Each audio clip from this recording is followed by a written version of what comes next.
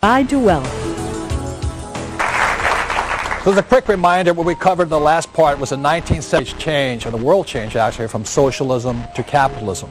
And the reason that's so important is because the world changed and shifted to a 401k or pension plans is because it forced many people who were E's and S's to become investors. Like I said, my poor dad was a very smart, good man, but he was a non-investor. There's people who are passive investors, and that's what most people are. They go to their company, they just put in their 401k, and they hope and pray that person managing their money is smarter than they are. And the third type is the active investor. Now, if you're going to be an active investor, then you have to have financial education. And one of the keys to financial education, a lot of people say, well, it takes money to make money. How many people have ever heard that statement? Well, that's absolutely not true, because you'll prove tonight it doesn't take money to get money, to make money. What it begins with is a thing called words or vocabulary. The English language has approximately 2 million words in it. And each of us as individuals, they estimate, has command of about 5,000 words. So one of the ways to start increasing your wealth and your financial ability is change your vocabulary. And one of the reasons my poor dad was poor, as a good man, he had the vocabulary of a school teacher. You know, he thought gerunds and prepositions were really important. But I've never made $1 off a gerund or a preposition yet that I know of, you know. I need the difference between EBITDA, PEs, ROIs, IRRs. That's what makes me rich.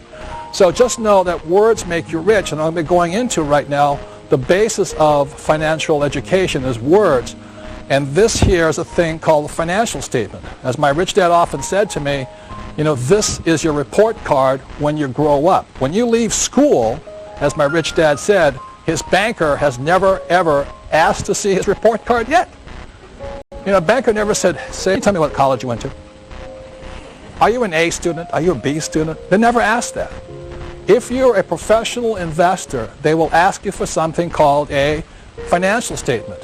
If you're a non-investor or a passive investor, like a 401k, they'll ask you for a credit report. So to begin becoming rich, you must have one of these. I mean, it's a must. These people have credit reports. These people have financial statements. There's very, very big differences here. So let's begin with words here. And one of the biggest words that people have a mistake on, the wrong definition for, are these words here, assets and liabilities. How many people have ever heard people say, my house is an asset? Good. That's using the wrong definition. That's the problem. So I'll give you the definition my rich dad gave me. You won't find this in a regular dictionary because it's a very simple definition, because this is the guide to wealth. A definition of an asset is something that puts money in your pocket whether you work or not. That's very simply it. Okay? So when you look at this financial statement, this is income statement and balance sheet, and there's one more form that I'm not an accountant, but basic accounting requires. It's called the statement of cash flow. And what that shows you here is this: assets are putting money in your pocket. So for example, I have a house, and every month, let's say I collect $100 from it after paying all my expenses, the house is an asset. But if the house goes unrented, and every month is now costing me money, that same house is a what? Liability. So this is the cash flow pattern of a liability. So when a person says their house is an asset, I then ask them, I say, is that house putting money in your pocket? They say, oh, no, but it's gone up in value. That shows lack of financial intelligence or financial IQ, okay? I'm not saying don't buy a big house. I'm not saying any of that stuff. I'm just saying don't call a liability a what? Asset. And that's the problem, is using the wrong word for the wrong thing here. Or I could have a car. If I use a car as a taxi and every month it put $1,000 in my pocket, it's an asset. But I have my BMW here and it's costing me $1,000 a month, it's a liability. So that's very simply it. So don't call asset or liabilities assets, and that's where people get in trouble. The next thing, like I said, my banker has never asked me for my report card yet, and my banker, if I'm going to borrow a lot of money from them, they want to see my financials. And what a banker is looking for is your financial IQ. They don't care how your academic IQ. They want to see how smart you are with money. And it's not that I wear nice clothes and have a nice watch and have a nice house and a nice car. A banker doesn't care, because how many people know people who are looking good but are flat broke? You know what I'm talking about here? So, and that's the big problem here. So when a banker looks at this thing, The banker is looking again at cash flow. So when a banker looks at this, let's say the person has a job, the money comes in and the money goes out. They look at that, that's a cash flow pattern of a poor person. If they don't change their pattern, they'll be poor. It is not how much money you make. It is how much money you spend is the issue here. For example, I have a doctor friend. He makes about $400,000 a year. He's very proud. He has no debts. He's one of those people that think that debt's bad, and that's really moronic. But anyway, but he makes $400,000 and he spends $400,000. So even though he makes a cash flow pattern of a what? Poor person. What the middle class generally tend to do is the first thing they want to do is have a big house, and they have a thing called a mortgage. And the definition of mortgage comes from the French word mortier, which means death. That's what it means, So what happens, they have a mortgage, got the nice BMW or Mercedes, so they're looking good, but going broke at it and goes, I can see your cash flow pattern is this. And this is the cash flow pattern of the middle class. It's working hard and going broke. They never get ahead. They buy big houses, they do home equity loans, and they think they're Donald Trump with real estate investors. All they got is a big house they're in debt to. A lot of people use their house as an ATM machine. Every time it goes up in value, they borrow the money out. That is really a loser's point of view there. That's not, bankers love you because you're greatly in debt, but it's not a way to get ahead. And this is the cash flow pattern of a rich person. They have assets here. And so generally what it is they have a business, they have real estate, and they may have dividends from stocks and bonds and stuff like that, which the interest there. So those are assets. So oftentimes I ask people, think about it this way. If you stop working today, let's say you're married, you have a spouse, if you stop working today, how much money keeps coming in your pocket? And how much money keeps going out? All the things that are taking money out of your pocket are what? Liabilities. And anything putting money in your pocket is an asset. So the reason my wife and I could retire is very simply we have money going like this. This means we're wealthy. We don't have much in savings and all that, but every month it's hundreds of thousands of dollars going like this. And that's how you get wealthy. Just have assets that produce money every single month. When I did this program in Singapore, I asked people to raise their hand and say, would you mind telling me some of the assets you have? This woman raised her hand. She says, yes. She says, my best asset is my husband. And I said, ma'am, I'm talking about non-human, inanimate objects. She says, that's him. But he makes lots of money for me. I'm not talking about human beings. Slavery has been abolished for a while here and all this. So everybody understands the difference between assets versus liabilities, the cash flow pattern, and that's why bankers do not ask you for your what? Report card. They want to see your financial statement. If you have a good financial IQ, they'll give you lots of money. If you have a bad financial IQ, they'll give you a credit card or a home equity loan. That's the difference here. And years ago, I went to Sunday school. I'm not a Bible scholar. I'm not pushing religion on anybody. But I remember the story of the rich man. I think he had 3 sons or something like this. And he gave one son X amount of dollars, the second son X amount of talents, he called them, and then the third son talents. And the first son blew it, got rid of all his money. And he said, okay. Second son came in and said, what you do with the money? And the son said, I buried it. And then multiplied it. Came back with, gave him $1,000, came back with $5,000. And at that point, the father, or whoever the guy was, took all of the money and gave it to the what? The third son, who multiplied the money. And that's what I learned in Sunday school is that, not God, but whoever does not like people who blow their money, people who just bury the money. See, the poor spend their money. The middle class bury their money, just put it in 401ks or savings. And the rich know how to multiply their money. So the real key is this. It's not so much how much income you make, but where you put your money. It's expenses. Do you expend your money this way, or this way? And that's why people who are always trying to make more money, they don't get ahead very simply because they're looking in the wrong place. It's over here. It's what do you spend your time and money on? And that's why I thank you guys for being here tonight, and those of you at home supporting public television and your education. You're spending time and hopefully some money to support your education and a great cause here. And that's really important, is how you spend your time and your money. That makes a difference. And then the third thing is this, is just to cover this thing why your house is not an asset, is when your banker says your house is an asset, Your banker's not lying to you. This will explain it better, because to understand this, if you have a mortgage on a balance sheet, it must balance. So if a mortgage is your liability, it has to balance. So your same mortgage is your bank's asset. That's the difference. So that's why your banker says your house is an asset. I'm not saying it's not lying to you, it's just saying it's not whose asset it is. It's their asset, you know. And the way you know that, again, is assets put money in your pockets and liabilities what? Take money from your pocket. So when you look at this, money comes in, money goes out, goes in here, and comes back here. So it's taking money from your pocket and it's putting money in the bank's pocket. And that is basically, you know, why your banker says your house is an asset. And why it's very important to understand the definition of the word you're using.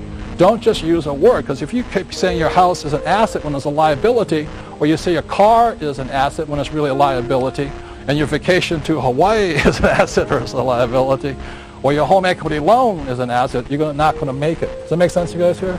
But what most people tell you is this. Repeat after me. Work hard, save money, get out of debt, invest for the long term, and diversify. How many people heard this? Okay? And the reason I bring this up here is that because around 1996, I was watching this very famous morning show, you know, that's broadcast all across the nation, and they had these nice, handsome, you know, couple who were the host and hostess, and they come and say, and today we have the financial expert of all times, and he's going to give us the financial advice for the new year. This is like 1996 or whatever it was, you know. And welcome so-and-so, and they clap, you know, and out comes a financial expert, and he goes, hi, everybody. What I recommend for this year, 1997, is work hard, save money, get out of debt. I can't even do it straight. Invest for the long term and diversify. And the host and hostess go, oh, that is so brilliant. Oh, thank you for your infinite wisdom on this, on financial. We thank you. The next year they invite them back, same thing. And for the new year, I recommend you guys what? Work hard, save money, get out of debt, invest for the long term, and diversify. And the host and hostess, oh, I can't believe, what a genius, what a financial genius. Just give him a hand. I can't believe it. Every year, same guy, same message, same advice. They think it's brilliant. Then after 2000, the stock market started to crash. And they bring the same expert on, and he comes on, and what I recommend is work hard, save money, get out of debt, invest for the long term, and diversify. And the market kept crashing. And he kept giving the same advice. And this is what I want to say about that advice. Between the year 2000 and 2004, millions of small investors lost an estimated $7 to $9 trillion. At the same time, Wall Street paid some of its biggest bonuses out. And this is the advice they were giving people here. I want to say to you, this advice used to work. It doesn't work today. I'm not saying it's bad advice. I'm just saying it used to work. After 1974, it started to change. And what I'm going to be going into is how that change came about and why people are getting in trouble following this advice, especially this one here. Because you're going to find out the most risky of all investments are savings, stocks, bonds, and mutual funds. They are the riskiest of all investments. But most people think they're safe. And that's what you'll find out, and that's why I thank public television for allowing me to say what I'm going to say, because there's many people, as I said, and organizations who do not want me to tell you what I'm about to tell you, and all the little people they hire who are financial experts, but they're not really financial experts. Do you realize most of financial experts are not I's, they're really E's and S's. They're salespeople. And I'll be going into some of those differences, okay? So I know I'm an investor very simply because I live by my income on my investments. I don't live by my commissions. And there's a very big difference there. So going into it, the reason work hard is obsolete advice is because in 1943, the U.S. government punished anybody who was an employee. After 1943 was a thing called the Current Tax Payment Act. At that point, anybody who was an employee, the government got paid first. How many of you ever opened up your paycheck and gone, what happened to my money? That was 1943. So the problem with being an employee and working hard is the more you work and the more money you make, you go up in tax brackets. You don't get ahead. These guys here are taxed heavily. These guys have all the tax loopholes. That's why I can make a lot of money and legally. The difference is I'm on this side here, but our school system teaches us to be this side. In 1986, they passed the 86 Tax Reform Act, and they taxed all doctors, lawyers, all the A students. They nailed them. And so, well, the attorneys I don't mind, but anyway. But what happened here is this, is that guys like me, the C students, we can make more money and pay less taxes than the A students, which proves there's a God somewhere. The next thing is save money. The reason save money is an obsolete idea is because in 1971, a man named President Nixon took us off what's called the gold standard, or the Bretton Woods Agreement. And at that point, what happened in 1971, money turned into a currency. So what you started to save after 1971 was not money but a currency. And the problem with a currency is the government can print it faster than you can save it. And the other thing about this, if you understand economics, especially Keynesian economics, is that when you look at a dollar, a currency, let's say this is $1 and this is 40 years here, a currency is designed to go down to 5 cents over 40 years. A currency is designed to lose money so the government can keep running up debt. That's the reason. So they can print it faster than you can save it. That's the big problem with it. The next thing is this. If you look at the real stats, is this. And it's the reason I don't save money.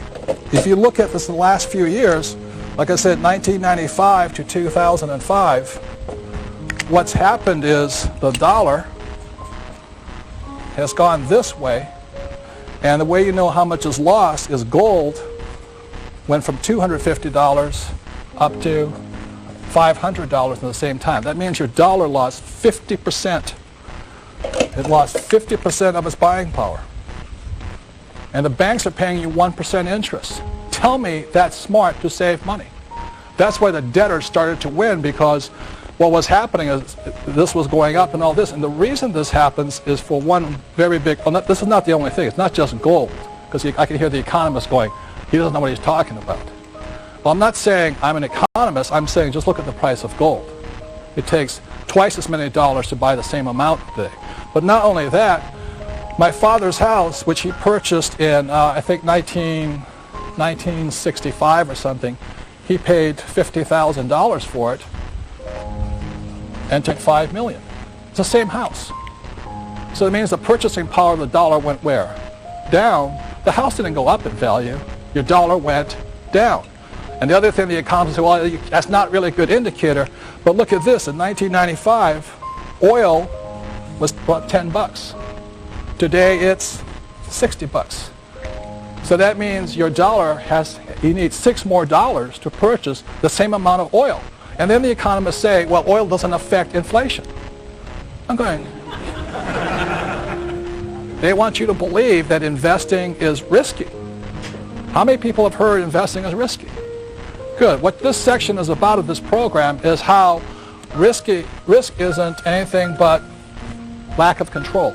The number one difference between an active investor and a passive investor is the subject of control. So what I'm going to show you tonight is how what I do as an active investor is I want control. If I have control, I don't have any what? Risk. And that's the difference. So using a metaphor that most of us can understand, over here we have, an example of a car. Okay. Now, how many people realizing there's risk driving a car? Good. But car driving doesn't have to be risky. Like those guys want you to believe investing is risky. So some of the controls, the 6 controls a car must have, number 1 is a steering wheel, right? How many people would not buy a car if it had no steering wheel? Good, you know what I mean? So let me sit down here like this. So I sit down, I get in my car, and control number 1 I want to check on is I have a steering wheel. Control number 2, gas pedal. Now you have a gas pedal, you better have some what? Brakes. How many people have ever driven a car without brakes, You don't need coffee for about 6 weeks after that. And then you have a forward and reverse, gear shift like this. And the other thing you also have to have is a driver's license for driver's ed, and you have to have insurance. So if I'm driving down the road, doing a little bit too fast, I hear the bing, bing, bing, bing, bing, bing, bing, bing, and the cop pulls me over, a policeman pulls me over. What's the first thing a policeman asks me for? Driver's license and proof of what? Insurance. How many people would not let somebody who's uninsured drive your car? How many people would not let somebody who had no driver's ed drive your car? That's stupid. But that's what investors are doing. They're actually investing in savings, stocks, bonds, mutual funds with no control. And what happens, that's like going like this.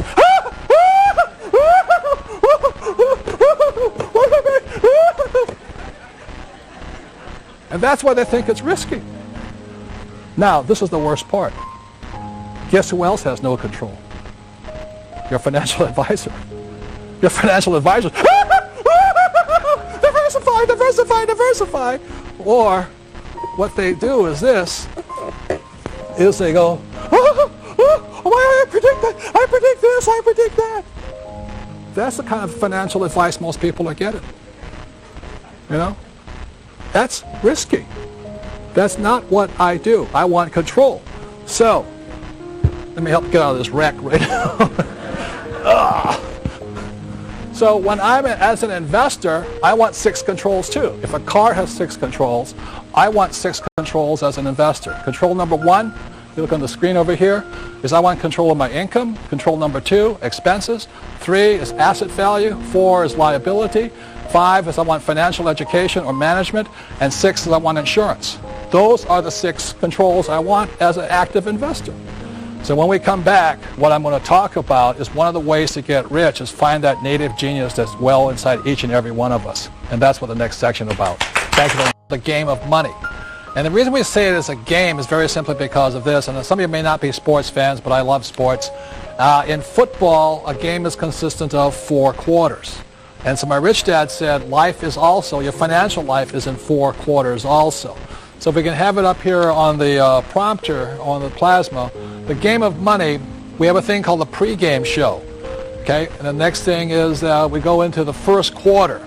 So age 25 is generally when most of us kind of get out of school and we sort of figure out what we're going to do. So age 25 to 35 is the first quarter. The way we come up with this is 10 years is because our working life is generally 40 years long, 25 to 65, right? So the first quarter is 25 to 35. Then what happens, second quarter is 35 to 45. Got it? Things like this. And by then, you should be married, or if you want to be married, your career should be taking off, and you have a house, and a little bit in debt, and all this stuff. And then we go into halftime, And at that point, sometimes in our lives, it's called midlife crisis. We say, oh my goodness, I'm not getting ahead, I'm not getting promoted, I'm not getting ready, and a panic sets in. And then we go into the third quarter, which is 45 to 55, okay? And then ages 55 to 65 is the fourth quarter. And if you haven't acquired enough wealth, like I talked about, this between wealth and being rich. Wealth is very simply measured in time, recurring income coming in for as long as you live here. So if you don't have enough recurring income from wealth, you go into what's called overtime. And overtime means that you may be on Social Security, or as my Japanese friend say it, Social Security, because it's so-so, is that if you haven't quite got it yet, overtime means, would you like that supersized? Would you like a giant-sized Coca-Cola with it or stuff like this? And then you go into what's called out of time. And I think this is why people are terrified right now of running out of money during retirement, because when you're out of time, that oftentimes your body gives up and all this. And a lot of times what people say is that you spend your health gaining wealth. And in the last few years of your life, you spend your wealth trying to hang on to your health. And they say so many people, their fortunes get wiped out in the last 2 years of their lives if they don't have enough. And as I said, the biggest problem in America is not Social Security, it's Medicare. $64 trillion in debt right now. So that's why I said I thank all of you who were born, after 1964, because you're going to be paying for all the old guys who are out of time, especially right now. pregame show, you know, Paris Hilton was born, I think, with $300 million net worth. She won the game before she was born, you know. How many people wish you were, you know, born rich or all that kind of stuff? You know, I always did, but I wasn't. So there are certain people who were born with a silver spoon in the mouth and they were so fortunate. I wasn't. My wife Kim won her game in the first quarter of her life. She was about 35 years old when she retired. She had acquired enough wealth, enough passive income that she never had to work again. So she won the game first quarter, and I was 47, so I won it just in the second quarter of my life. That meant I never had to work again. Not that I was rich, but I was wealthy. I had money coming in every month from my investments that I never had to work again. So then I took 2 years off, suffered my midlife crisis, and then came back. And when I was 50 years old, I wrote a book called Rich Dad, Poor Dad. And the thing took off and a whole new career opened up. And now I'm in the fourth quarter of my life, and thank God I don't have to worry about going into overtime or out of time. Because acquiring wealth is just fun for me. I love investing. It's not frightening. It's control. I have all that. Does that make sense to you guys here? It's just fun. So my question is to you right now is, what quarter are you in? How many people are in the first quarter? Okay. How many people second quarter? How many people third quarter? Fourth quarter? Nobody's raising their hand on that one. A couple of you. And I won't ask about overtime and out of time, but the question is this. Sometime, like it or not, every single one of us needs to win the game. Regardless of who you are, we need to win.